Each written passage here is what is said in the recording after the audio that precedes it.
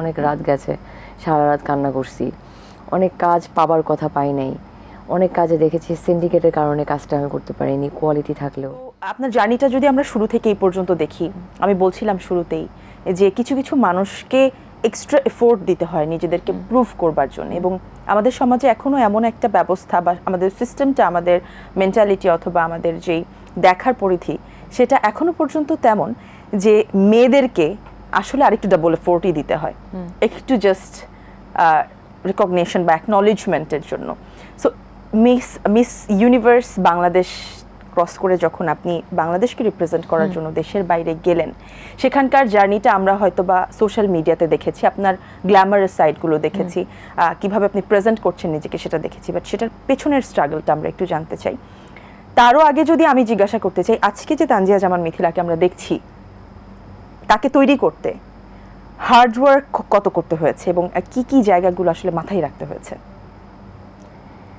এটা তো আসলে এটা নিয়ে বায়োপিক হওয়া উচিত, কারণ এটা এত অল্প সময়ের মধ্যে আসলে পুরো আমি বলতে পারবো না, বাট কিছু কথা বলতে পারবো যেটা আসলে কোনো জার্নি ইজি না, যে কোনো জায়গায় যে কোনো success, every success have a different kind of compromise, sacrifice. তো সেই জায়গা থেকে আমাকেও অনেক জিনিস স্যাক্রিফাইস করতে হয়েছে, কম্প্রোমাইজ করতে হয়েছে, অনেক হার্ডওয়ার্ক করতে হয়েছে, অনেক রাত গেছে, সারা রাত কান্না করছি, অনেক কাজ পাবার কথা পাই নাই, অনেক কাজে দেখেছি সিন্ডিকেটের কারণে কাজটা আমি করতে পারিনি কোয়ালিটি থাকলেও, অনেক কাজ দেখেছি হ্যাঁ অমুকের বয়ফ্রেন্ড আছে, অমুকের জামাই আছে, এটা আছে ওটা আছে, সেসব কারণে অনেক অনেক এই ধরনের অনেক কিছু লাস্ট স্টেজে এসেও কিন্তু আপনাকে এই ধরনের একটা বিষয় এখনো করতে হয়, ইন্টারন্যাশনালি, ন্যাশনালি না, জাস্ট এখনো করতে হয়। তো সেই জায়গা থেকে হ্যাঁ নিজের কাছে ছোট লাগে, বাট আমার কাছে আমি না কখনো হাল ছাড়িনি। আমার কাছে মনে হয় যে পজিটিভিটি ব্রিংস পজিটিভ থিংস। তো সেই জায়গা থেকে আমি যত কিছুই হোক নেগেটিভ জিনিসে আজকে যাব না। একটা জিনিস শুধু বলতে চাই, যদি তুমি কোনো কিছু চাও মন থেকে এবং তুমি ওটার জন্য কাজ করো, কমিটেড থাকো, কনসিস্টেন্ট থাকো, তাহলে তুমি কাজটা করতে পারবে। Giving up is never an option, but don't give up. True, ঠিক বলেছেন, সুন্দর বলেছেন। আবার মিস ওয়ার্ল্ড বাংলাদেশ অথবা আমি মিস ইউনিভার্স বাংলাদেশ যখন আপনি রিপ্রেজেন্ট করেন, সবারই তো আসলে জিজ্ঞাসা করা হয় না একটা পর্যায়ে তুমি আসলে কি কারণে এই জায়গাটাতে এই ক্রাউনটা তুমি চাইছো, তুমি কি পারপাস সার্ভ করতে চাইছো, অথবা তোমার মূল উদ্দেশ্য কি?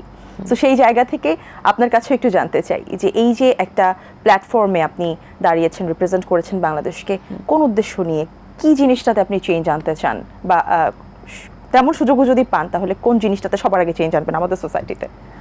আমি এখানে বিউটি কুইনের মতো চাইলে আনসার করতে পারবো, বাট আমি এটা করবো না, কারণ এটা আসলে যেটা আসলে মানুষ বলে এটা আসলে করে না, সো ওটা আমি বলবো না। বাট আমার কয়েকটা চিন্তা ছিল, যে চিন্তা থেকে আমি আসলে গেছি। আমার ফার্স্ট যেটা চিন্তা ছিল যে বাংলাদেশে আসলে কেউ কখনো না কোনো টাইটেল নিয়ে আসতে পারেনি এখন পর্যন্ত, যেখানে মিস ইউনিভার্সের মতো প্রোগ্রাম অলমোস্ট 74 ইয়ার্স ধরে হচ্ছে। তো সেখানে বাংলাদেশে কোনো তো মানে কোনো পজিশন নিয়ে আসতে পারে নাই, ক্রাউনও আনতে পারে নাই। নট অনলি মিস ইউনিভার্স, কোনো বিউটি প্যাজেন্টেই না, ওরকম বড়গুলি, আমি ছোট ছোটগুলির কথা বলছি না, যেটা ইন্টারন্যাশনাল রিকগনাইজেশন আছে, যেটা সবাই দেখে যে আচ্ছা ঠিক আছে কে হলো। তো সেটা আমার একটা প্ল্যান ছিল যে ওকে লেটস ট্রাই। এটা আমার নাম্বার 1 কজ ছিল।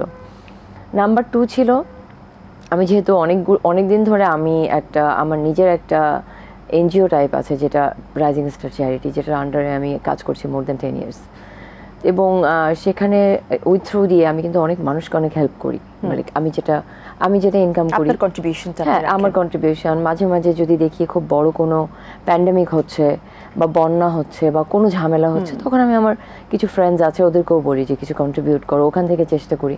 এবং আমি এবং মাহি আমরা অনেক জায়গায় গিয়ে কিন্তু দিয়ে আসছি, ছবি টবিও আমরা সোশ্যাল মিডিয়াতে মাঝে মাঝে দিতাম। তো সেই জায়গা থেকে আমার কাছে মনে হয়েছিল যদি মিস ইউনিভার্সের থ্রু দিয়ে কিছু একটা করতে পারি, maybe I can help our people, যারা আসলে অ্যাকচুয়ালি মানে যারা রিয়েলি আন্ডার প্রিভিলেজড।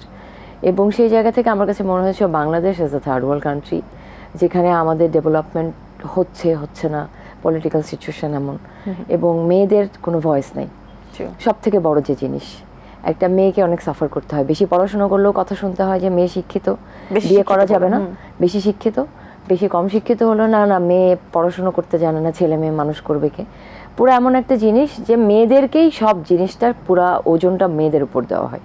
তো আমার কাছে মনে হয়েছিল যে যদি আমি এটা করতে পারি তাহলে I can be the voice for them, এবং মেবি কিছু মেয়ের জন্য আমি কাজ করতে পারবো। মেবি আমি অনেক মানুষের জন্য করতে পারবো না, বাট মেবি কিছু মানুষের জন্য কাজ করতে পারবো। সেই জায়গা থেকে আসলে আমার ইনিশিয়েটিভ ছিল, এছাড়া কিছু না।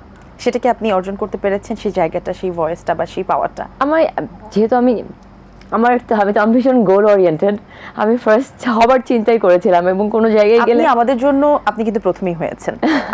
আমাদের এখান থেকে আসলে যদি এটা আমি না বলি তাহলে হয় না, সেটা হচ্ছে যে সবার এত আগ্রহ দেখেছি যে যদি টাকা দিয়েও ভোট দিতে হয় দেব, বাট যেহেতু সেও এত হার্ডওয়ার্ক নিয়ে কম্পিট করছে, আমাদের এতটুকু এফোর্টে যদি সম্ভব হয়, আমাদের বাংলাদেশ যদি আসলে মাথা তুলে দাঁড়ায়, সেটা কিন্তু সবারই ছিল। হ্যাঁ, এবং আমার কারণে আমি ওই সময়ে পলিটিক্যাল সিচুয়েশন এত খারাপ, এবং পুরো দেশেই কিন্তু ঝামেলা, সবকিছু বাজার দ্রব্যের দাম বেড়ে গেছে, একটা হুলুস তুলুস অবস্থা। হ্যাঁ, তো ওই সময়ে আমার জন্য পুরো বাংলাদেশ একসাথে ইউনাইট হয়েছে, এবং পুরো বাংলাদেশের জন্য সাপোর্ট করছে। এর থেকে বড় জিনিস আসলে আমার আর পাওয়ার নাই। এবং for the first time Bangladesh কোনো জায়গায় পিপল চয়েসে নাম্বার 1 হয়েছে ওই সময়, হোক কিছুদিনের জন্য, বাট এটা কিন্তু হিউজ। বাংলাদেশ একটা নন সেশ কান্ট্রি, এবং কখনো বিউটি প্যাজেন্ট নিয়ে কিন্তু বাংলাদেশের মানুষের আসলে অত বেশি আগ্রহ ছিল না। যেটা আপনি বলছেন সেটাও কিন্তু কারণ হতে পারে যে কেউ হয়তো এই পর্যন্ত যেতে পারেনি যেখানে বোঝানো যায় যে উই ক্যান প্রুভ আওরসেলফ। হ্যাঁ, তো আমার কারণে, অবশ্যই বাংলাদেশের নামের কারণে আমাকে কিন্তু মানুষ এই জিনিসটা দেখিয়েছে।